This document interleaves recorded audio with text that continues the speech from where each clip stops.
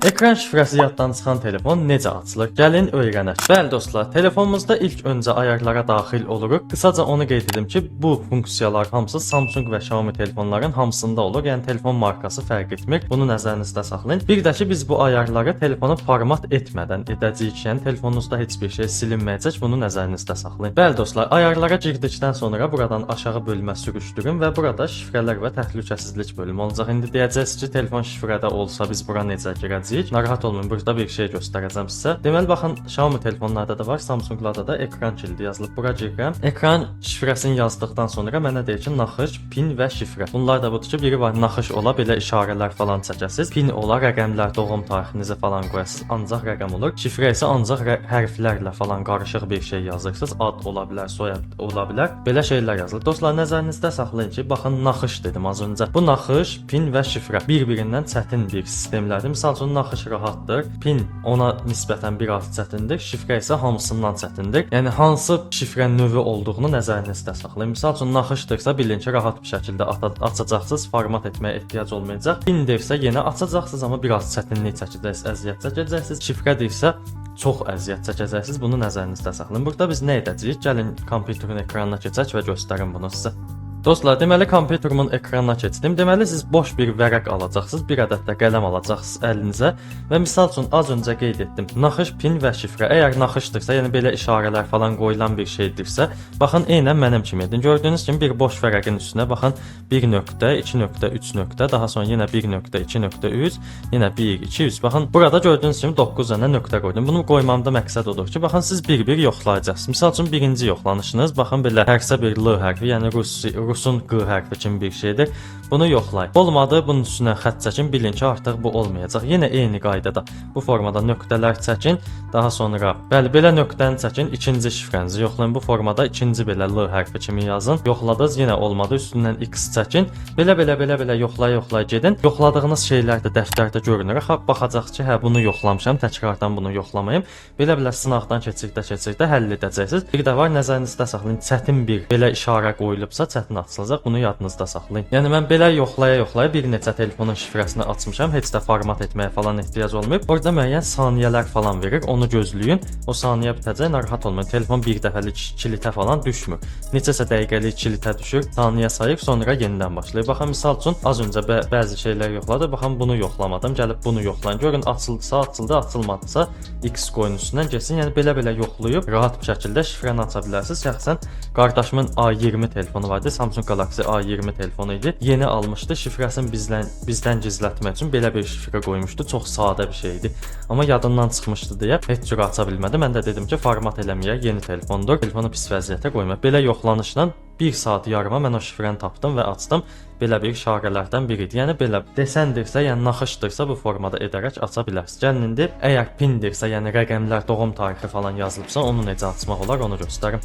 Dostlar, yenə burada da boş vərəq lazım olacaq sizə, çünki yenə burada bildiyimiz rəqəmləri falan yazacağıq. Məsəl üçün doğum tariximizdir. Gəlib doğum tariximizi bura qeyd edəcəyik. Uyğun gələcəksə götürəcəyik, yox uyğun gəlməsə yenə üstündən X çəkəcəyik. Daha sonra yenə bir rəqəm yazacağıq. Uyğun gəlsə götürüləcək, uyğun gəlməsə X çəkiləcək. Ta ki bunu uyğunlaşdırana qədər yoxlayacaqsınız. Necə? Doğum tarixinizi, daha sonra atanızın, ananızın, yəni hansı tarixlər ki sizin ətrafınıza yaxındırsa, məsəl üçün mənim özümün doğum tarixim 2003-cü ildir. 2003-ü yoxladım, sonra gedib qardaşımın doğum tarixini yoxladım. Ayım və yaşımı uyğunlaşdırdım. Yəni bəzi şeylər yoxlayın, özünüzə yaxın olan bir şey yoxlayın. Məsəl üçün durduğu yerdə gedib 1972 yazmağı fikirləşməyin. Bu sizə yaxın bir şey deyilsə, onu yazmağın mənası yoxdur. Yəni özünüzlə əlaqəli olan doğum tarixi, daha sonra yaş və yaxud da hər hansı bir şəxsi nə isə qeyd eləmə günü falan belə şeyləri yoxlayın.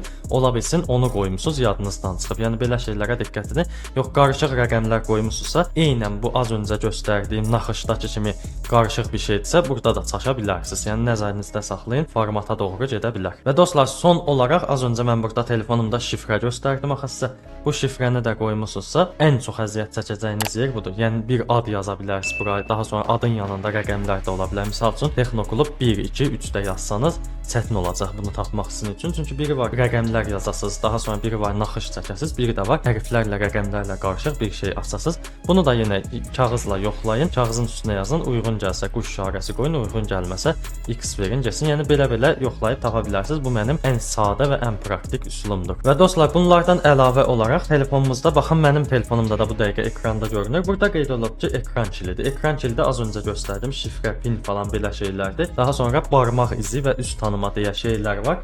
Bunlar da bəzən açıq qala bilər. Yəni ekranın şifrəsini unutmusunuzsa, barmaq izini də yoxlayın. Yəni bəzi telefonlarda bu formada kənarda da ola bilər. Yəni söndürmə, qoşma düyməsinin, xodalama düymələrinin yanında ola bilər bəzən. Bəzilərində isə kameranın falan yanında, ətrafında falan ola bilər. Bəzilərində isə ekranda olur. Bunu yoxlayın. Uyğun gəlirsə bəlkə barmaq izinin ora toxunan kimi açılacaq. Yəni bunu da tez-tez yoxlamağınızı tövsiyə edirəm. Qoymamısınızsa heç bir reaksiya verməyəcək. Barmaq izinə toxunanda özünüz bilirsiniz, qısa bir vibrasiya verir və açılacaqsa açılır, açılmayacaqsa da açılmır, belə bir şey. Üz tanımanı da yoxlayın, ekranı açın, üzünüzə doğru belə yaxından tutun. Bəlkə görün üz tanıma əlavə etmisinizsə, onunla da aça bilərsiniz. Yəni biri var gedib şifrənizi axtarasınız, biri də var belə bu formada rahat yolla problemi həll edəsiniz. Bunu da tövsiyə etdim ki, bəziləri heç barmaq izinin, üz skanerinin nə olduğunu bilmir, ona görə bunu dedim. Və dostlar, bir hiylə də var, buna da diqqət edin. Mən burada sadə şeylər göstərirəm, nəzərinizdə saxlayın. Gələcək videolarımızda kompüterdən və yaxud da digər üsullarla bunu açmağı göstərəcəm. Ekranda barmaq izi və yaxud da əl ləkələri falan olur. Ona da baxın, bu qaydada, bu formada işığa tutaraq baxın, görün ekranda müəyyən ləkələr varsa, yazdığınız naxışın falan işarəsi, izi qalıbsa, bununla da aça bilərsiniz. Məsəl üçün baxın, mənim telefonumun ekranının kodu 0411-dir. O belə üzə görünür ki, yəni müəyyən ləkələr düşüb. Ola bilsin, əlim yaşa-yaşa, tələsə-tələsə kodu açıb bir şey yazmaq istəmişəm. O ləkələr burada qalıb. Açıq-aşağı bilinir ki, 0 ilə 4-ün 1-in arasında olan bir şeydir. Yəni açıq-aşağı yadınıza sala bilər bu da. Bunu da yoxlayın. Daha sonra naxışdırsa, az öncə qeyd etdiyim kimi, sürüşdürmə izləri daha çox qalır rəqəmə nisbətən. Bunu da yadınızda saxlayın. Yoxlamağınızı da tövsiyə edirəm. Və dostlar, ekran kilidini rahat bir şəkildə açmaq istəyirsə, bir üsulda deyim. Deməli, YouTube-a daxil olursunuz və axtarış bölümünə Texnoklub yazırsınız. Belə bir kanal çıxacaq. Bu kanala abunə olursunuz ki, bu kanal faydalı videolar paylaşdığında əvvəlcədən xəbər tutasınız. Nəyə görə belə dedim? YouTube kanalımızda belə sizə fayda sağlayacaq, sizin işinizə yarayacaq videolar var. Keçib kanalımıza abunə olub, videomuza like atıb, bir də bildiriş zəngini aktiv edərək bizə dəstək ola bilərsiniz. Gəlin indi qısa 2 dənə də üsul verim, sonra videomuzu sonlandıraq. Dostlar, deməli bu üsulların ən rahat yolları kompüterə qoşmaq ilə açmaqdır. Yəni telefonun altına bir USB kabel taxırsınız, digər tərəfində kompüterə qoşursunuz. Müəyyən proqramlarla bu formada ekran kilidlərindən qurtulmaq olur, amma tam dəqiq deyil bu. Bunu araşdıracağam mən sizin üçün. Bunların da videosunu çəkəcəm. Əgər bunların da videosunu istəyirsə, aşağıda kommentlərdə bildirin və az öncə sizə bir şey dedim. Kanalımıza abunə olun və videomuza like atın. Bəli, bunun üçün kanalımıza abunə olun ki, mən bunun videosunu atanda siz həmin o videonu görüb gəlib baxıb probleminizi həll edəsiniz. Və yenə kompüterdən əlavə olaraq telefonun özündə də müəyyən üsullardan, proqramlardan istifadə edərək də açmaq olur bunu. Yenə bunu da yaxşı bir şəkildə, geniş şəkildə araşdıracağam. Bunun da videosunu çəkəcəm. Yəni belə şeylər kanalımızda görmək istəyirsə, az öncə qeyd etdiyimiz kimi kanalımıza abunə olun. Burada bir şey qeyd edim ki, gəlib sonra kommentlərdə pis şərhlər yazmayın. Deməli, mən burada ən sadə və ən rahat üsulları göstərdim. Telefondan o qədər də dərindən anlayışınız yoxdursa, elə bu üsulları birinci yoxlayın, sonra yavaş-yavaş dərininə gedərsiniz. Kompüter sisteminə və yaxud da Google sisteminə falan keçərsiniz. İndi hələlik bu üsulları göstərdim. Yavaş-yavaş çətinləşdirib ən ağır üsullara doğru keçəcəyik. Bunu yadınızda saxlayın. Buna görə sizə bu formada göstərdim.